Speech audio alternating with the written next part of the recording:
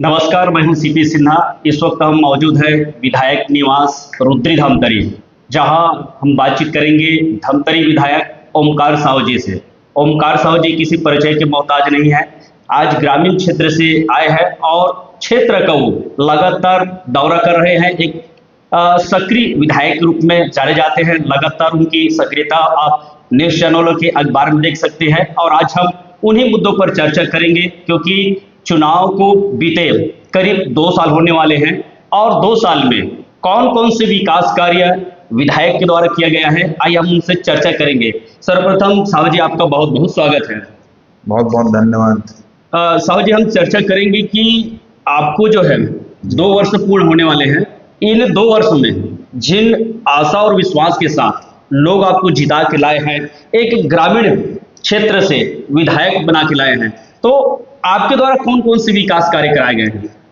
जी, मैं ये कहना चाहूँगा कि लगभग 2 साल का कार्यकाल, पता ही नहीं चला कि 2 साल कार्यकाल कैसे बीता जी। लेकिन अभी आप देख रहे हैं, अभी आपने खुद कहा कि ग्रामीण क्षेत्र का दौरा निरंतर जारी रहता है। हम लोग ग्रामीण के साथ साथ शहर में भी जो आवश्यक साधन है उसको मुहैया कराने के लिए प्रयास कर रहे हैं। आपको बताना चाहूँगा कि सबसे पहले हमने स्वास्थ्य की ओर ध्यान दी जी। और स्वास्थ्य में जब हमारे पूर्व सरकार रहे, भूपेश बघेल जी सरकार, उसमें हमने ट्रामा सेंटर के लिए जिला अस्पताल को सौगात दिलाए और वो लगभग बनकर तैयार है। जी। और उसके बाद फिर आने वाले समय में भी हमने बजट में मांग किए हैं और लगभग वो भी स्वीकृत की ओर है, महतारी शिशु अस्पताल, जी। है ना। क्योंकि हमारे धमतरी जो शहर है, जिला है, वहाँ आसपास के जिले जैसे बालोद है, कांकेर है, गरियाबंद है, दुर्ग है, यहाँ से हमारे जो मरीज हैं आते हैं और लगभग धमतरी जिला अस्पताल में जचकी के लिए, डिलीवरी के लिए जरूरत आवश्यकता है। इसलिए हमने इसको मांग के महतारी शिशु अस्पताल के अलग से वो पृथक वो बनने वाला है कुछ दिन बाद। दूसरा होगा कि आपका, हमने देखा कि जब मैं धमतरी के विकास के बारे में सोचा कि यातायात के लिए, जी। यातायात के लिए रोड जो है ना, धमतरी से लगा हुआ रोड वो बहुत जर्जर स्थिति जी। में, और वो जर्जर स्थिति में तो पूर्व में हमारी सरकार, भूपेश बघेल जी की सरकार ने तीनों सड़क के स्वीकृत कराए थे, लेकिन सरकार परिवर्तन के बाद वो निरस्त हो गया। लेकिन उनको पुनः, है ना, स्वीकृत कराया गया है। वो भी कुछ दिन बाद आपका कार्य चालू होने वाला है। और रह के बाद एक बहुत पुराना मांग था, हमारे शासन में भी चल रहा था, पूर्व महापौर भी वो मांग को रखा था कि एक हाईटेक बस स्टैंड के लिए, ठीक है, तो हाईटेक बस स्टैंड के लिए हमने मांग के और हम डायरेक्ट वित्त मंत्री जी से, ओपी चौधरी जी से जाकर मुलाकात किया, उनको निवेदन किया कि सर आपकी हमारे धमतरी के लिए बहुत ही जरूरत है हाईटेक बस स्टैंड। तो उन्होंने हमारा निवेदन स्वीकार किया और उसको तत्काल बजट में सम्मिलित किया और उसको लगभग वो भी स्वीकृत की ओर है। तो आप जगह चयनित हो गया है, क्योंकि शहर में तो अंदर जगह नहीं है, तो ग्रामीण क्षेत्र में अर्जुनी में उसके लिए जगह प्रस्तावित है। साहू जी, कहीं न कहीं जिन विषय की आप चर्चा कर रहे हैं, इसमें श्रेय लेने की भी राजनीति की बात सामने आ रही है। देखिए, श्रेय लेने के लिए अच्छी बात है, मैं पिछले मीडिया में भी बताया, मैं श्रेय लीजिए, कोई दिक्कत नहीं है। क्योंकि श्रेय लेने के लिए आगे इसलिए आता है कि उनको राजनीति करना है। क्योंकि आप पता है कि विधानसभा का प्रथम नागरिक विधायक रहता है। विधानसभा में जब विधेयक लिखी जाती है तो विधायक के माध्यम से जितने भी समस्या है क्षेत्र में उसको विधानसभा में अवगत कराया जाता है और उसको बजट में सम्मिलित कराया जाता है। कहीं ना कहीं मैं ये मानूंगा कि ये जो श्रेय लेने की राजनीति होड़ लगी हुई है, क्योंकि मैं देखा हूँ कि भाई एक व्यक्ति जो ले रहा है उसके बाद उसी के पार्टी का दूसरा व्यक्ति भी उसका श्रेय ले रहा है। तो आपको समझ इसमें पब्लिक को या जनता को समझदारी नहीं थी कि एक ही पार्टी के 2-2 लोग उस काम का श्रेय ले रहे हैं, तो कहीं ना कहीं दाल काला है ना। हम चर्चा करेंगे ये आने वाले जो 2 वर्ष कंप्लीट होने वाले हैं, इस 2 वर्ष में आपके द्वारा ऐसे कौन से माइलस्टोन काम है जिसको हम बता सके कि हमारे धमतरी विधायक के द्वारा ये कार्य कराया गया है? देखिए, सबसे पहले मैं इतना जानना चाहूंगा कि जितना क्षेत्रफल शहर है जी, उससे डबल ग्रामीण क्षेत्र है जी। और मैं यही सोच कर आगे काम कर रहा हूँ कि जो पिछड़ा क्षेत्र है ग्रामीण, हमारे दूरस्थ अंचल है आपका डुबान क्षेत्र, जो कि गंगरेल डुबान से है, और वहाँ अभी भी बहुत सारे सुविधा से वंचित है। और मैं मानता हूँ कि हमारे धमतरी जो है शहर जी या जिला, उनको पर्यटक की दृष्टि से हम आगे बढ़ा सकते हैं। जी पर्यटक की दृष्टि से जैसे आपका हमारा रुद्री है, जी रुद्री जो डैम है, बैरेज है, उसको हमने अभी चर्चा भी की है पर्यटक विभाग से कि आने वाले समय में जैसे कि आपका मरीन ड्राइव रायपुर है, जी जो आजकल कल्चर है जी कि जो प्रकार के फास्ट फूड है, जो भी अपना उद्योग के लिए या व्यापार के लिए, जी वो मरीन ड्राइव टाइप का रुद्री बैरेज का उपयोग करेंगे। साथ ही साथ हमारा जो छत्तीसगढ़ में पहचान है गंगरेल, जी जो आज मिनी गोवा के तर्जम चल रहा जी है, उसको विस्तार करने के लिए भी हम लोग सोच रहे हैं। और अगर हम चाहते हैं तो डुबान को डायरेक्ट धमतरी से जोड़ सकते हैं वाटर बोट के माध्यम से, जी वाटर बस के माध्यम से। पर्यटन का एक आवाजगढ़ अच्छा, धमतरी अच्छा, में जी, सोंदड़ जी। बांध है, माड़मसिल्ली बांध है, जी, गंगरेल बांध है, पूरा रुद्री बांध है। जी। तो आने वाले समय में इसके लिए भी काम करेंगे। और मेरा ये सोच है कि बाकी तो सड़क वड़क तो बनता ही रहेगा, विकास है एक व्यवसाय कैसे दिलाएं, जी जो बेरोजगार युवा है उसके लिए व्यवसाय के लिए भी हम लोग सोचेंगे। और व्यवसाय वही पर्यटक की दृष्टि से हम लोग व्यवसाय दे सकते हैं। भैया अब चर्चा करेंगे, आप लगातार ग्रामीण क्षेत्रों का दौरा कर रहे हैं, तो क्षेत्र में ऐसे कौन कौन से ज्वलंत मुद्दे हैं जो बड़ा मांग है जिसको कराना बहुत जरूरी है?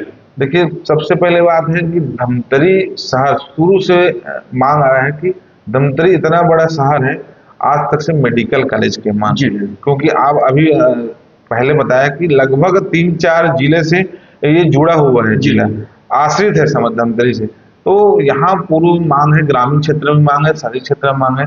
यहाँ के बच्चे या हमारे राज्य के बच्चे धमतरी में आकर अगर मान लो मेडिकल कॉलेज करते हैं तो यहाँ व्यापार भी बढ़ने का आस है। जी तो इसके लिए भी हम आगे मांग करेंगे। लगभग हम लोग प्रस्ताव कराकर विधानसभा से हम लोग केंद्र मंत्री को भेज बातचीत करेंगे प्रदेश स्तर की। तो प्रदेश सरकार को 2 वर्ष पूर्ण होने वाले हैं जी। इनके 2 वर्ष की कार्यकाल को आप कितने नंबर देना चाहेंगे 10 में?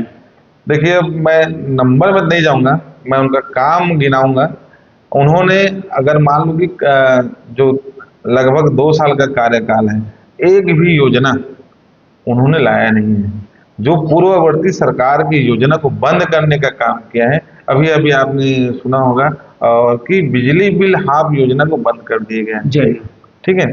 पूर्व में हमारे सम्मान्य भूपेश बघेल जी के द्वारा विधानसभा में प्रश्न उठाया गया था कि पूर्ववर्ती सरकार द्वारा कितना योजना चलाया जा रहा है जी और अभी वो योजना चालू है कि बंद है। तो उनका जवाब आया कि लगभग 99 योजना पूर्ववर्ती सरकार कांग्रेस की सरकार में हमारे छत्तीसगढ़ में चालू किया गया जी और उसमें से लगभग 11 जो योजना है वो बंद किए गए हैं और 6 योजना का नाम परिवर्तित किया गया है। और बाकी का अब उसको घटा लो, अब बाकी का योजना यथावत चालू है। भाजपा के लोगों का कहना है कि मोदी की गारंटी जो हम साकार कर रहे हैं जमीनी स्तर पे, महातारी वंदन योजना है, किसानों को समर्थन मूल्य में धान खरीदी और एक मुश्त जो है राशि का भुगतान, ऐसे जो मोदी की गारंटी है उनको हम पूरा कर रहे हैं कहना है। आज ग्रामीण क्षेत्र चाहे कहीं भी हो, शहरी क्षेत्र ग्रामीण, हमारे महिलाएं, हमारे महतारी जो उसके नाम से आज राज कर रहे हैं राज्य में, वो लोग त्रस्त हैं।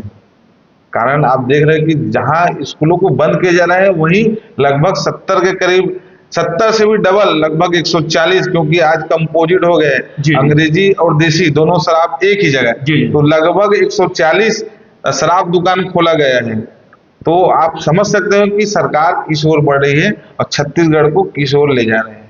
जिस तरह से जो है ग्राम पंचायतों में सरपंच सचिवों के द्वारा लगातार ग्रामीण क्षेत्र में विकास की बात जो रहे हैं, लेकिन कहीं न कहीं फंड की रोना रो रहे हैं, ये क्या लगता है? क्योंकि आप भी विधानसभा से जुड़े हुए हैं, हमारे दर्शकों को बताएंगे। मैं इतना ही कहना चाहूंगा कि अभी लगभग 2 साल के कार्यकाल में सरकार के पास कोई योजना नहीं है, न फंड नहीं है। क्योंकि वो लोग जब भी हम बात करते हैं या कोई मंत्री से मिलने जाते हैं तो वो डायरेक्ट अपने सरकार के बोलते हैं कि फंड ही नहीं है जी, हमें फंड दे रही है। वित्त में चाहूंगा कि आज आप जैसे कि बोले कि सरपंच है, जनपद है, जिला है, सभी के लिए कटौती हो रहा है।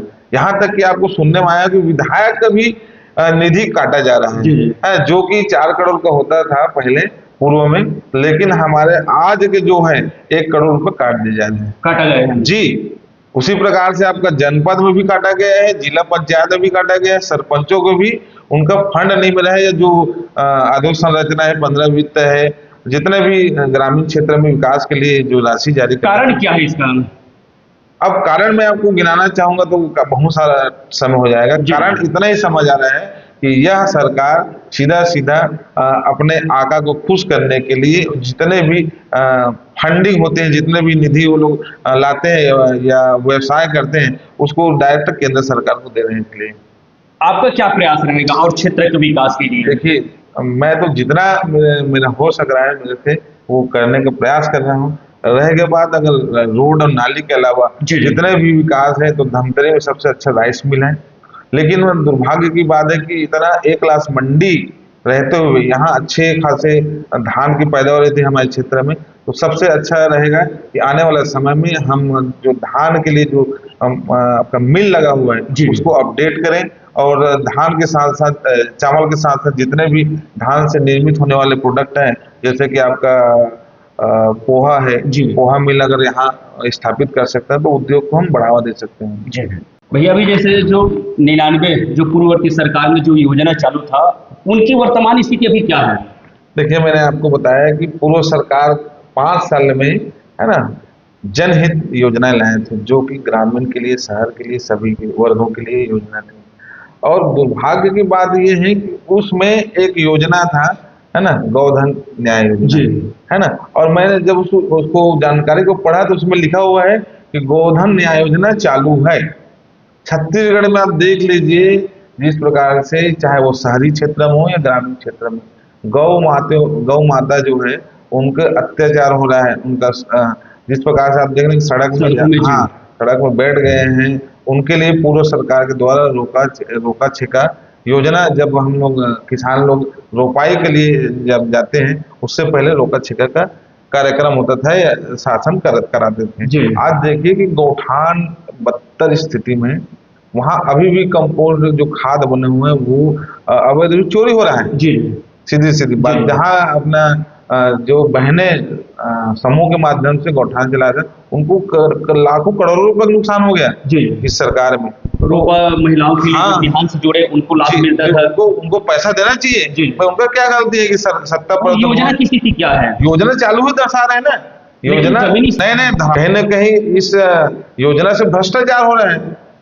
मैं मानता हूं कि ये योजना अगर चालू है तो जमीनी स्तर पर कहाँ कारगर सिद्ध नहीं हो रहा है। बातचीत करेंगे बिजली बिल, जिसकी हम बातचीत करें, छत्तीसगढ़ ऐसा राज्य है जो बिजली उत्पादन करने वाला है, अन्य राज्यों को बिजली देना है, लेकिन छत्तीसगढ़ वासियों को के ऊपर जो जहां बिजली मिलना चाहिए आधा रेट में, उनके ऊपर और टैरिफ लगाया जा रहा है। इस पे क्या कहना है? लगातार वनों की कटाई किया जा रहा है, आप लोग विपक्ष में है, इस मुद्दे को किस तरह देखते हैं? देखिए, छत्तीसगढ़ में आज अडानी का राज चल रहा है, और अडानी का एक ही मकसद है कि छत्तीसगढ़ का जो संपदा है, खनिज संपदा, उसको लूटना और बेचना।